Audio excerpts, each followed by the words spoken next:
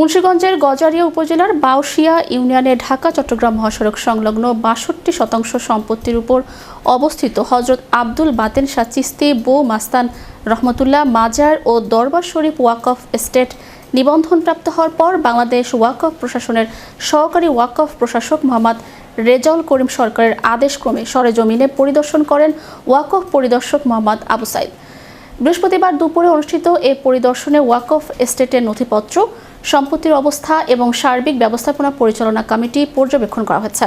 এ সময় উপস্থিত ছিলেন হযরত বু মাস্তান বাতেন শাহ চিশতি মাজার ও মসজিদ পরিচালনা কমিটির মোতাওয়াল্লি মোহাম্মদ জাফর উল্লাহ খান, সহসভাপতি আশরাফুল হোসেন খান বাতেন, সহসভাপতি ও বাংলাদেশ মানবাধিকার কমিশন মুন্সিগঞ্জ জেলা শাখার সাধারণ সম্পাদক এস.এম. নাসির উদ্দিন, সহসভাপতি মোহাম্মদ সেলিম মোল্লা, সাধারণ সম্পাদক এইচ.কে.এম. রফিকুল ইসলাম, সহসভাপতি মোহাম্মদ হান্নান খান, সহ সাধারণ সম্পাদক কামরুল হাসান জিয়া, মাজারের স্বেচ্ছাসেবক এনামুল প্রধান, পরিচালনা কমিটির সহকারী কোষাধ্যক্ষ জহিরুল ইসলাম সবুজ, সদস্য আব্দুল হাকিম, গণমাধ্যম কর্মী মোহাম্মদ মাসুদ আহমেদ সহ এলাকার সুধীজনরা উপস্থিত ছিলেন।